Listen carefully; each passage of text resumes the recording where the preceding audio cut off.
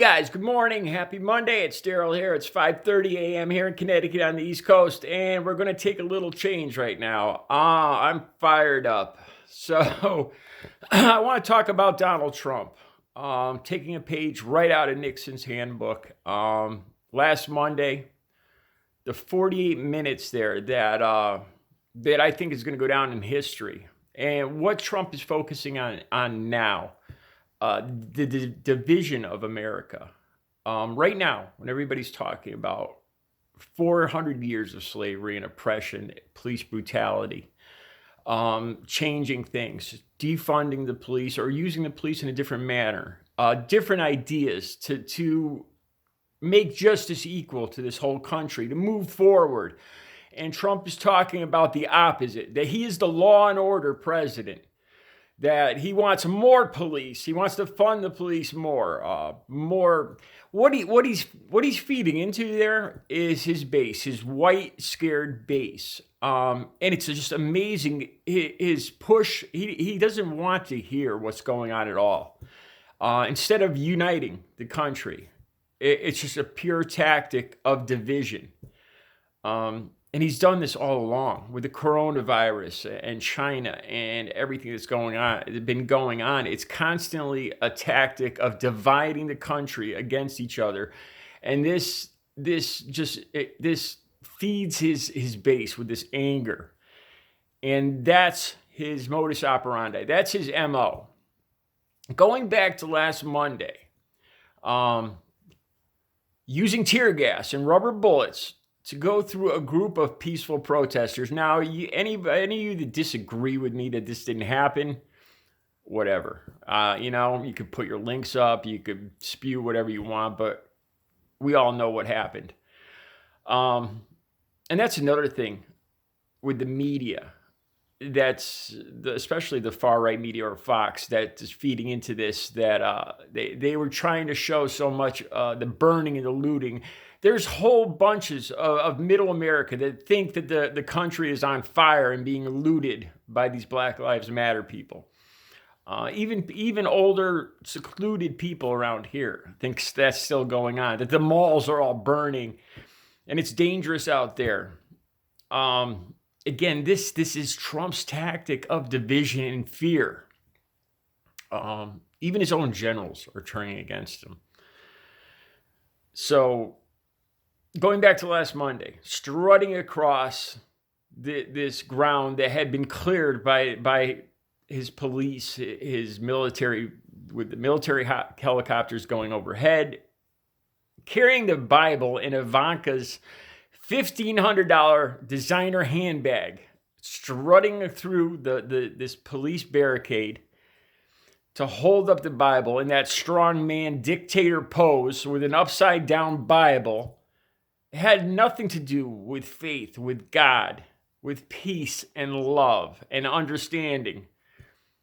That pose said it all. That pose with the Bible. That's appalling. It's the whole scenario just reeks. So as we move forward, this is why I was so overjoyed yesterday and the day before with the peaceful protests and this constructive talk of change and everything. And because it leaves Trump less ammunition. So now he's talking about Sleepy Joe Biden, and I despise how he uses these childish nicknames for every single person that he thinks is against him or anybody that said a word about him. It always gets tagged with a nickname, and I think that is one of the most juvenile, embarrassing, disgraceful things any president has ever done.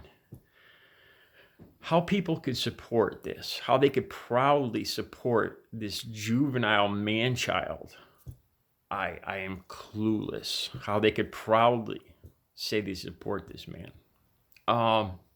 So now he talks about Sleepy Joe Biden and the rhetoric. Half of the stuff he says is untrue. It's exaggerations meant to fear, to instill fear and anger in his base. It makes me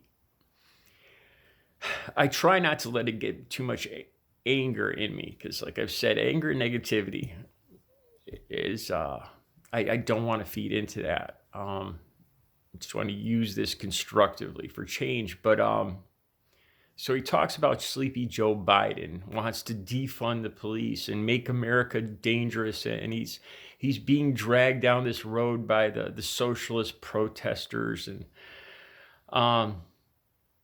if you listen to what this man is saying, he has no clue. He doesn't hear what's going on with America right now. He doesn't want to hear what's going on. And he's pretty much doing the opposite. He's feeding into the anger and the racism of his base, saying, no, more law and order, more, we got to crush this movement, these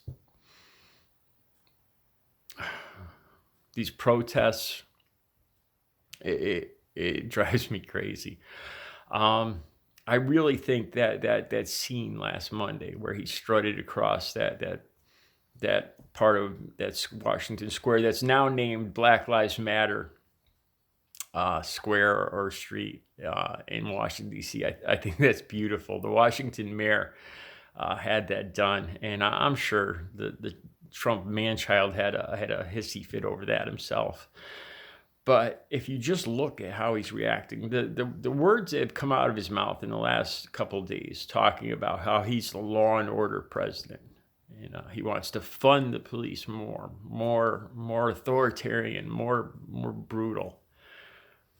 It's scary, but yet, to me, he's putting the last nails, or he's digging his own hole. I hope. So that's what I wanted to talk about, change. And that's what inspired yesterday's video too, when I was talking about looking forward to the election. I see no way that positivity we can move forward. And let me talk to the white people out there too, because there's going to be white people I'm going to be totally honest here. There's going to be white people on the fence. They're not racist, but there's probably a little fear inside of everything that's going on. Change is good.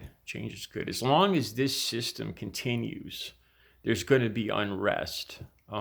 Giving everybody equal justice, equal protection and treatment by the police is not a bad thing. It's not going to flourish crime, to allow crime and rioting to flourish. It's quite the opposite. When people have justice and equality and a way that they can work towards the American dream like everybody else in this country, then there's less crime. There's less of this upheaval. So yeah, it will benefit the average white person that's on the fence out there, that's still a little scared about the rioting and we're talking about defunding police. Will I still be protected? Yes. Like, and I'll refer back to Bo talking about in one of his videos, talking about how police threatened that they'd only show up if there was a crime where there was a victim. And Bo talked about that in his second to last video. And it's a good point. So keep all this in mind as we move towards Election Day. Everybody, people of all color, even some of you Trump supporters, think about it. The current administration, the current situation is not going to lead to peace. It's not going to make you safer. It's going to hurt the economy. It's going to hurt the nation.